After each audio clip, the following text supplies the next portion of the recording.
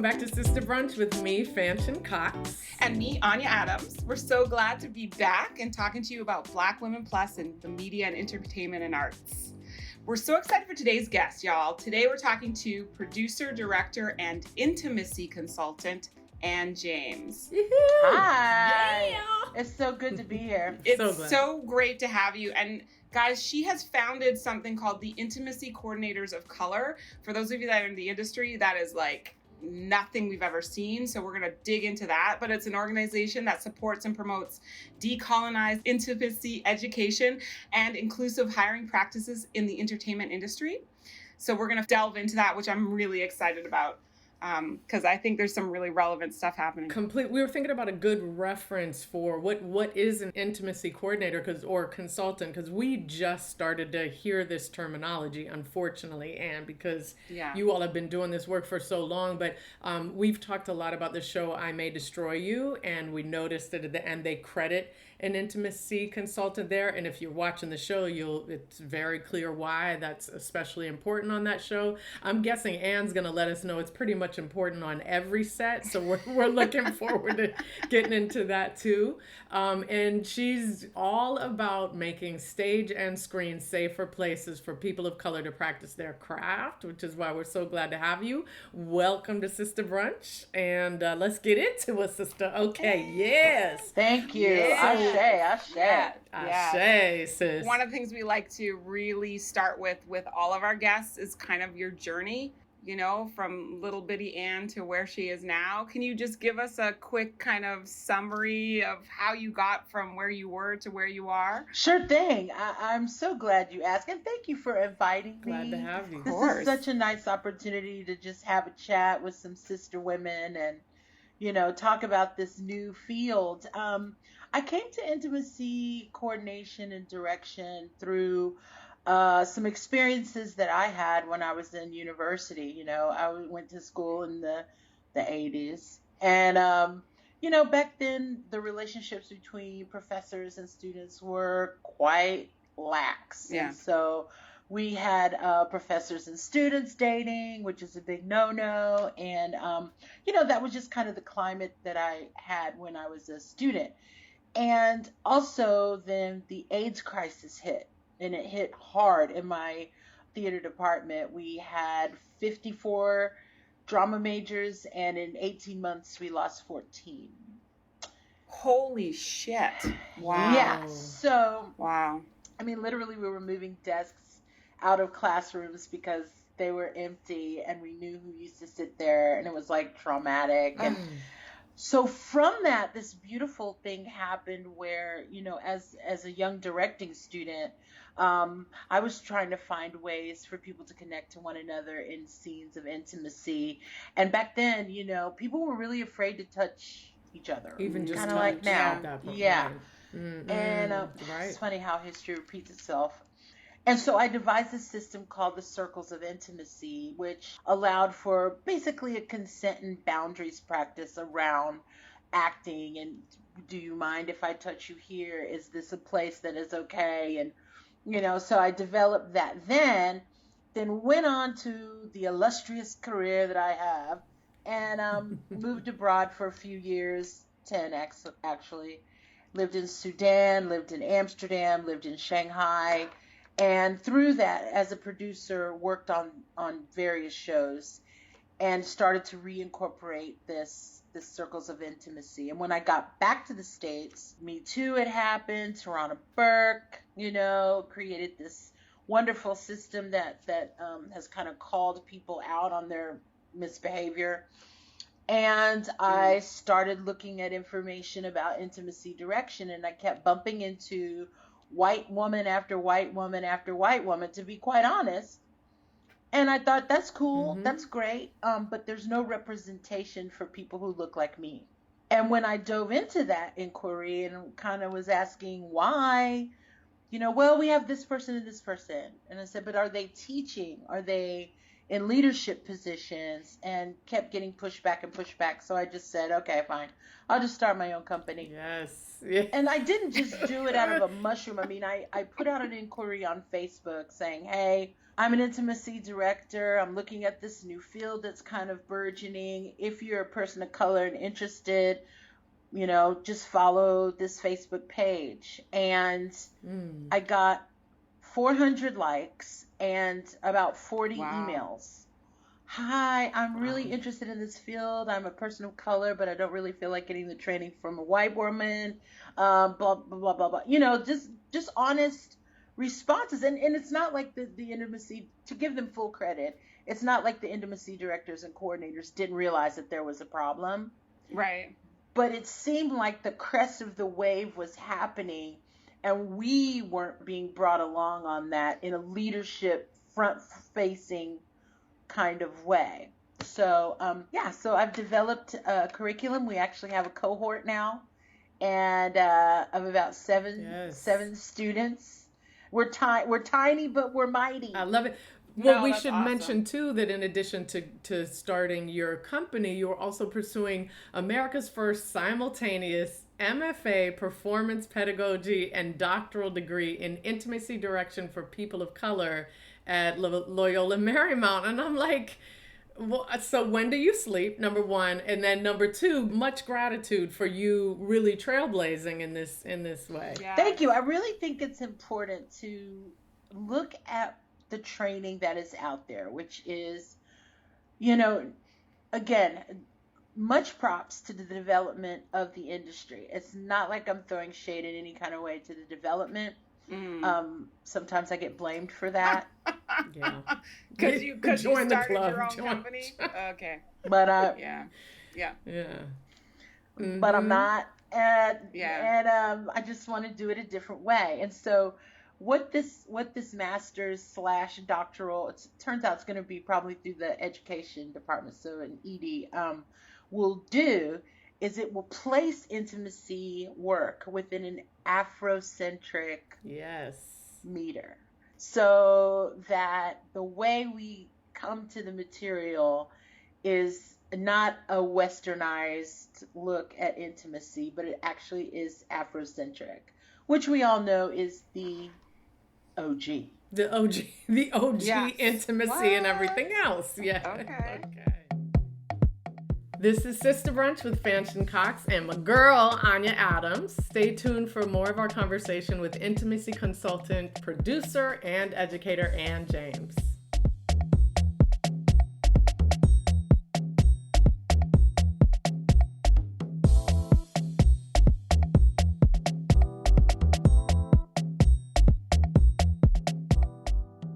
Welcome back to Sister Brunch. I'm Fanshen Cox. Let's get back to chatting with Hollywood intimacy consultant Ann James. What's a day in the life look like for you if you're working on a set? Okay, I'm going to tell you about two experiences. One I did not do and one I chose to do, because the one that I did not do is almost even more important than the one that I'm going to be working on. I got a call from a line producer, and for those of you who don't know what a line producer is, they're the money person who decides what the budget is, and then they go about hiring the people that are going to work on a film. So I was called by a line producer who said, hey, this is straight up still in the middle of the pandemic, but this was like hot pandemic. Like we weren't used to it yet. Yeah. She said, hey, we've got this film. It's going to be right outside of Atlanta on a plantation. And it is a period piece. It goes back in time, and it is a sexually violent scene between a black woman and a white man. Why are we still making? Yeah, that's the first question. Why do we have that? Okay, but anyway, ay. Oh. Okay. And right. Of course. I just stopped for a minute because I said, Lord Jesus, please don't let me cuss this person out. Yes, a frequent conversation in our minds before we... I took a deep breath and I said, this person doesn't know what they're saying. They're just trying to do their job. I said, well, okay, so take me through exactly what the scenario would be. What do you need me to do? Well, we need you to choreograph the sexual violence. And I said, okay, so all these questions that you ask, how many people are going to be on set? Are they clothed? Is there nudity? Are the actors informed about what's going on? You know, she said, well, it's going to be in the middle of the summer, so it's going to be quite hot, and the conditions are going to not be the best. And I said, well, not to mention that it's on a plantation in Atlanta. During COVID. Okay. During COVID, you know, and I'm also a qualified COVID-19 compliance officer. So I have that certification as well. So smart, yes. Those were concerns as well. Like, are we, you know, we're masking up, I'm assuming. What about craft services? Like, all these questions I had about that. And I said, okay, so number one, I'm unfortunately not going to take the gig because A, I don't want to fly on a plane. B, I don't want to be on a plantation.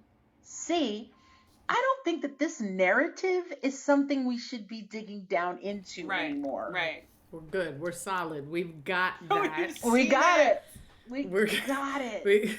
Like, you could just cut something in, clip something in. There's hundreds of references. Mm-hmm. From all the archived materials. And the other question I asked was, and this is really the brunt of my work and the thrust of my work, is what have you done to ensure that the actors are mentally okay during the shooting of this? Because if I'm a female identifying actor in that situation, Black, how many takes is it going to be? Like, are we going to do 20 takes of me being attacked sexually? Because then we need to start thinking about on-set therapy. We need to start thinking about frequent breaks. We need to start thinking about, okay, we're done for the day. Who's going to stand in and be that person? So that's the thrust of my work. And you know, it's not just taking care of the scenes. It's also taking care of the actors. Right. And where they sit on the intersectional crossroads. You know, you're going to have to think about, okay, if we have two mature actors, people are sexually engaged well into their 80s now. But there are different ways and there are different positions that we have to think about in order to make actors feel comfortable. If you have a 60-year-old actor, they're like, I had a hip replacement. Okay, so we can't, you know, so are you inclined and knowledgeable and trained to take those things into, we may need more frequent restroom breaks. Yeah. Oh, yes. Sure. You know, so I'm trying to think of it holistically. Can you just define for us, because we say intimacy coordinator, but what is intimacy? Like what is that range for intimacy for you that means that you need to be involved? I'm so glad you asked that. You know, for me, intimacy is framed in so many different ways, almost as many ways as there are human beings. So we all think of intimacy in our own way. What an intimacy coordinator, an intimacy director does is they look at the script, they look at the way the director wants to tell the story, and then they create the choreography that tells that story. Sometimes we go in and we give consultation to the director, and then the director choreographs. That's completely fine too. What intimacy coordinators of color is incorporating into that is maturity, intersectionality, gender, sexual preference, race, culture. All of those things come into, you know, how would a person who wears a hijab, you know, hold hands in a public place with a person of the opposite sex? Yes. Totally different than two teenage Americans. And it's almost a heightened intimacy because of that, like, expression publicly. Right. Yeah. Interesting. Hi, it's Anya, and you're listening to Sister Brunch. We'll be right back. If you want to, go ahead and use this time to follow us on Twitter at Sister Brunch.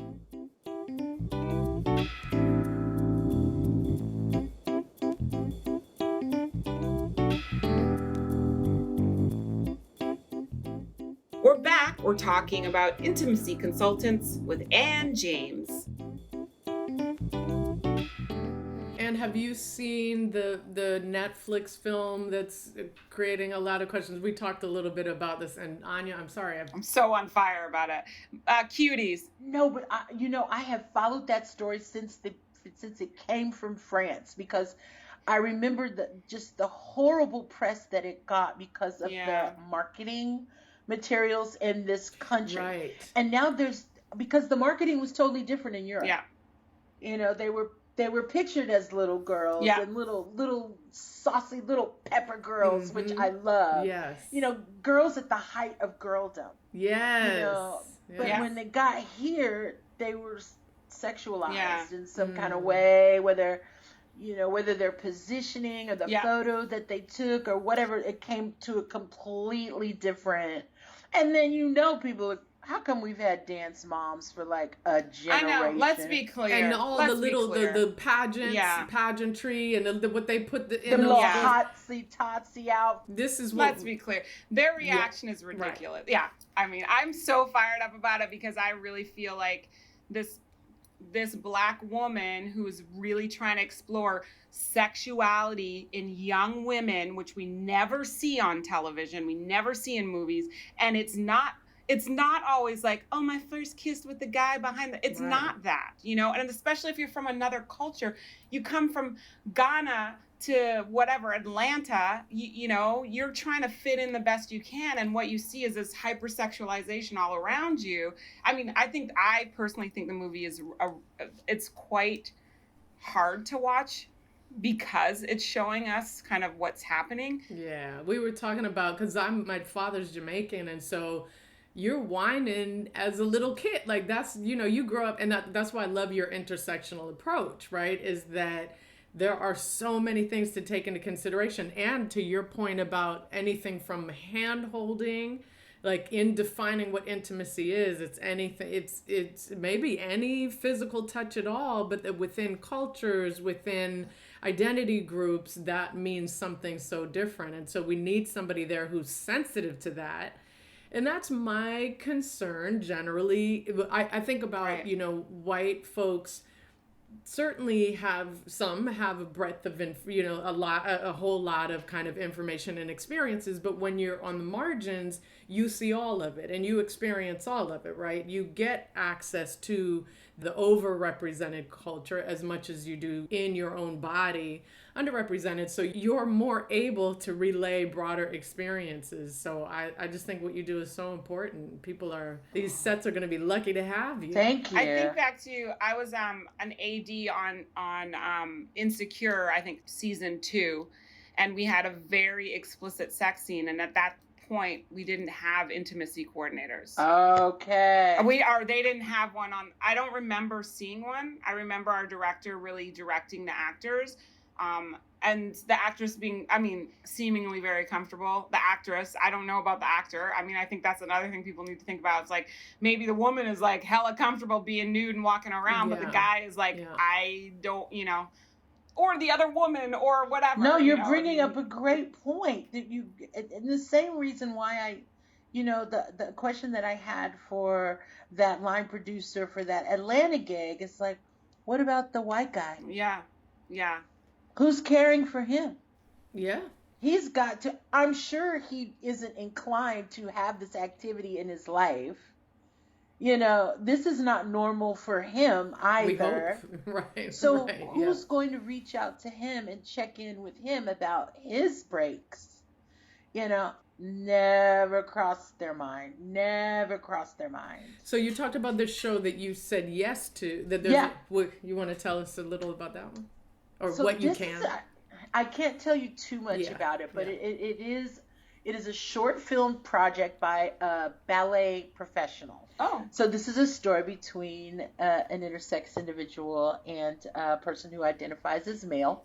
And what that means for people who don't know, an intersex individual is born with nondescript genitalia or a combination of genital additions and they fall in love, and it's kind of this pool love scene, which is going to be so amazing. And this is the first time that I will be choreographing a scene with an intersex individual, and I'm so excited to start that project, because everyone is in the right frame of mind. Everybody is thinking of two other people. Yeah. When you have a set like that, just like you said, those scenes that you were witnessing, where people felt pretty comfortable and the director felt pretty equipped to deal with that kind of scene, I'm all for it. I'm great. I'm great with that. What we want to do is make sure that everybody has someone they can look to on set to say, this is not okay. Yeah. Yeah. Or I need a moment. The ICOCs that we are qualifying through our company is very excited about being bystanders in the room. Yes, so while we're not actively speaking and involved in moving body parts and making sure modesty garments are in place, we're there to hold space and look and be an observer. Hey, you are listening to Sister Brunch with Anya Adams and me, Fanshen Cox. We will be right back.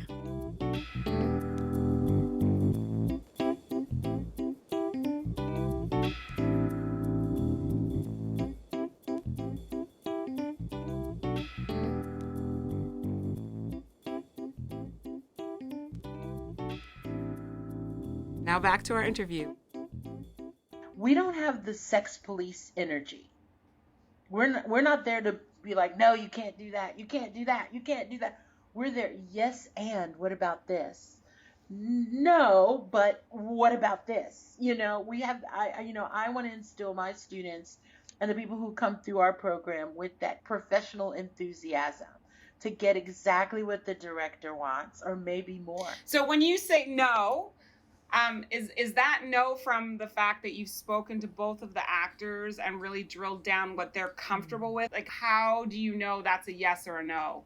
The way it breaks down is that before you even get on to set, there are writers. So the contract will have the agreement that the actors have willfully said, yes, I will do this, this, this, this. And the writer, after reading the script, consulting with their team, deciding what they're comfortable with. So we really have kind of an outline of what the director wants before we even step on to, at least that's the way it's supposed to work through, what SAG-AFTRA is requiring, and, a lot of networks. Which again speaks to why it's so important for you to be on set, because at that point, the actors don't have anybody who's going to advocate for what's written in the writer, right? And so you're there to say, wait a minute, this wasn't agreed to. And I'm sure, Susan's thank God Anne's saying something, because I didn't want to, because I don't want to look like an asshole to the director. Right. Yeah.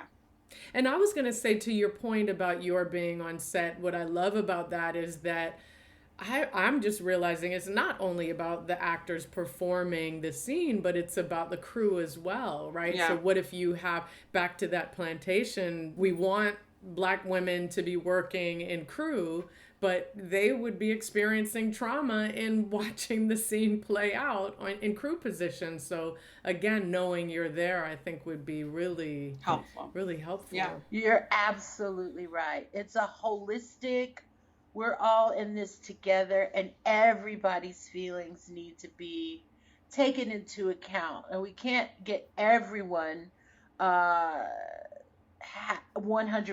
happy, but the main thing is that we have decided as a group to care for one another. No matter what the pace is, no matter, we're going to hit that daily mark, but let's do it in a humanistic way. Let's do it so that key grip, isn't having to hold whatever they're holding over this scene, looking at someone's whatever, very private body part. Right. That person has to look, because that is their job to see. So let's take a moment and breathe through that with that person, and that's a job of that, when, with that bystander training, of just gauging when to call that break, when to ask for a break, when people need to just step away on the crew. Actors are sometimes so pumped on adrenaline that they're gung-ho. They prepped for it. And, most actors are people pleasers as well. True. Exactly. They've been through the rehearsal process. They want to do a good job. This might be their first feature film. Yeah. They want to nail it the first time. But what about the DP? What about the AD? What about, you just have to think of everybody. I think of it. I do. I think of it. It's like something that's becoming so much more solid in the industry. But I kind of now, talking to you, feel like it's on par with special effects on set, like real special effects. And the way I akin that to is like, you have a guy and he's setting up something explosive, and everyone needs to know about it, and everyone needs to be safe. And the actors that are interacting with this explosive element, we need to there needs to be time, because you were talking about like, let's take the time. And I think that's something too. It's like, we can't rush through this. If we want it to be good, we need to take the time to craft this piece so that everyone's happy and everyone working in this environment is safe. And that's ultimately what we're doing, is creating safety for people, everyone. And I can imagine, being on the end of thinking about macro budgeting, right? And how can we get this thing made? And people, I would imagine people are gonna be, oh, this is another line item to the budget and we can't do it. But it's exactly what you're saying, Anya. I mean, it makes it that much better, a better experience on set, as well as ultimately we'll see that people are feeling safe enough to them, because as actors too and crew, like, you have to be vulnerable, you have to let it go, and this way they're gonna feel safe enough to let it go. Yeah, let it go. Let it go. Oh no, we're gonna have to pay rights for that. That's animation. That's a whole nother. That's a whole nother. You are so right. So I have this podcast called Intimacy, Choreography, and Conversation. Great. Yeah. With this friend of mine. And we're just like intimacy nerds, okay? We just talk about everything intimacy. And we had an episode about virtual reality and and consent. Yes. If you are engaging, if your avatar is engaging online with another avatar, that's a whole nother level of consent that we haven't even touched yet. True that. Wow. True that. Okay. Oh, well, along those lines, around how the world is changing around media. So I am recently learning about this site called OnlyFans. Oh yeah. So and it was interesting because I was having a conversation with some young women. I have concerns about porn and what it means around what intimacy is, our perspectives on intimacy and what we expect, right, versus what you're able to do when you're filming. You're able to manipulate the ways. And they were pushing back on me saying, the great thing about OnlyFans is these women are being empowered because they're getting their own revenue, right? So they're not getting, it's not going to anybody else. They're full on business women. And what does all of this mean? Like, both that we're being more open about intimacy and at the same time, are there lines to be drawn where what we're viewing is not always what you can actually realistically do in life? Is that, you know what I mean? Like, I do. Number one, we live in a Puritan established country. Yes. So our parameters around nudity and what we see publicly have been kind of controlled by that legacy. Right. When film first started, this is a quick history of film and porn. When film first started, nudity was a situation. Like, people were looking at talkies, one penny talkie, watch the naked lady dance, and it was all good because it was just you and what you were seeing. Then that blossomed out into a film industry where you could actually sit in a room with other people and watch a naked person. That caused alarm, and these restrictions started to come down. So when you get to the 40s there's no more real nudity in mainstream film. Okay. So it goes into like moving into those XXX houses in New York City with, those I romanticize it so much, but Times Square, when it used to really be Times Square, and there were all the little tiny theaters there where men in trench coats, the whole thing. So then video started, and so you could have it in your home again.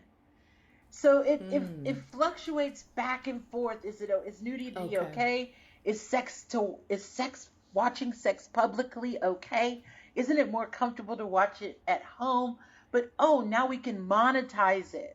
Now that it's pay for play, right? It's a monetized system again.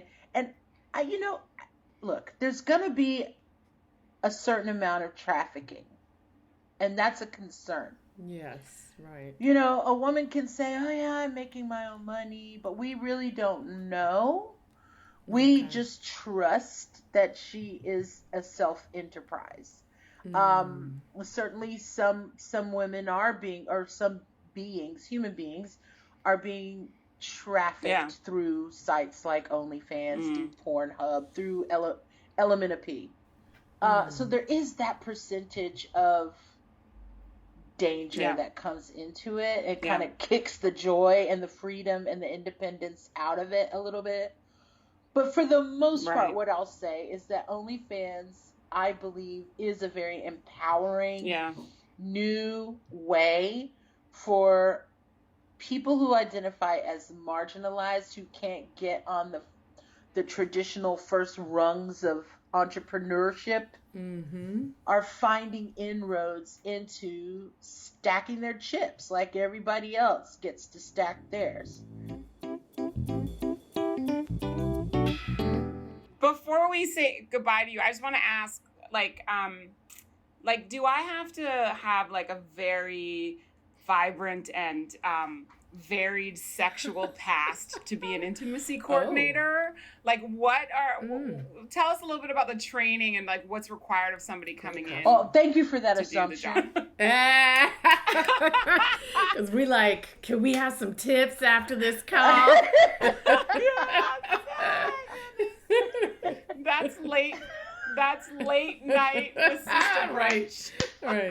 That's right. That's what midnight snack. Gosh. Midnight snack. Yes. No, you do not have to have a career in the sex industry to be an intimacy coordinator. I think what this industry desires and wants to attract, at least what I would like to attract, is people who have an intersectional life, people who have training or background in theater or television film, if not direct training, some interest and some experience, and someone who, I'm not going to go as far as to say is empathic or an empath, but someone who is empathic and someone who has a sense of when things are going well and have a positive vibe. It's all about the vibe. I can teach you the choreography. We can find somebody to teach you how to tape on a modesty garment. Those are not difficult things. But if you're coming in with this, I'm going to tell the director how to do this because I feel like women should be, policed and that kind of energy coming in, that kind of alpha energy, that ain't it. Are there mostly women doing it, or are there men that do it too? Interesting you should say that, because through this podcast that I have, we're going to be interviewing male intimacy coordinators and directors. Yes. Great. Okay. I'm kind of low-key obsessed. I'm like, why are you an intimacy coordinator? Yeah. Because it's sprouted out of this whole thing of like, we're going to protect women on set from men who are the bad guy. Right. That's how it kind of churned out. But yeah, I know a few professionals that are male that we're gonna just sit them down and we're gonna throw questions into them, yeah, and then like back out and see what happens. Nice. And then we'll wrap up with, where can people find you? If we want to do what you do or learn about what you do, where can we find you? I can be found in IG at Ann James Real, ANNJAMES Real. Then also at Intimacy Coordinators of Color. And then also ICIC_Ann and Carly. So find me. And thank you so much. We were so excited to do this because this is new. This is brand new in the industry anyway. And so this has been so helpful. We wish you all the very best moving forward. Thank you. And so grateful to you for training folks to do this. Can't wait to see you on set.